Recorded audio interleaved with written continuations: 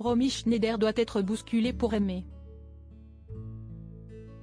Si est ce qu'affirme le documentaire de France 3, Romy, femme libre diffusé ce vendredi 20 mai.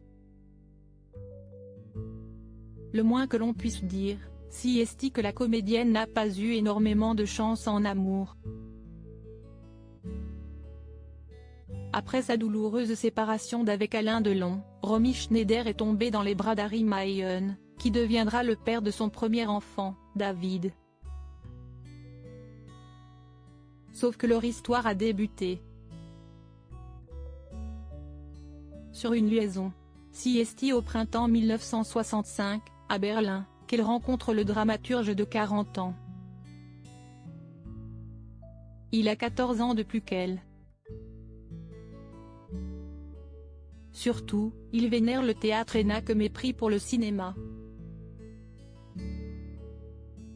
Alors qu'importe ce qu'il peut penser de la carrière de Romy Schneider, il ne peut lui résister. Et elle non plus.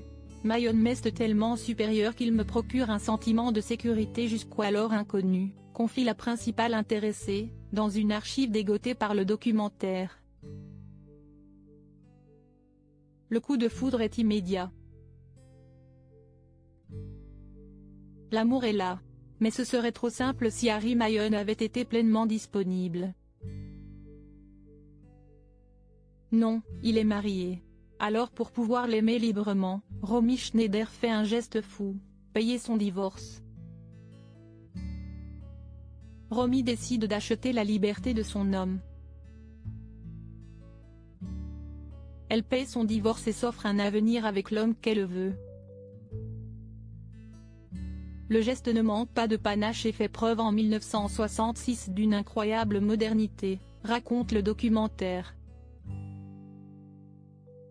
Avec Harry Mayenne, Romy Schneider deviendra mère pour la première fois, mais ce comportement est loin de faire l'unanimité.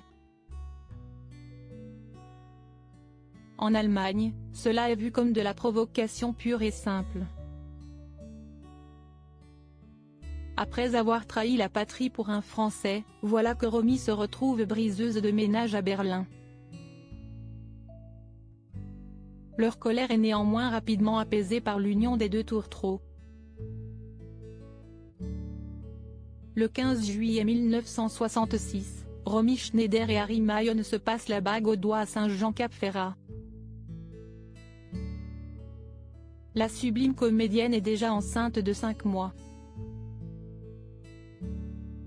Un premier enfant, David, qui la comblera de bonheur mais qui sera également la source de son plus grand malheur, puisqu'il décédera tragiquement à seulement 14 ans.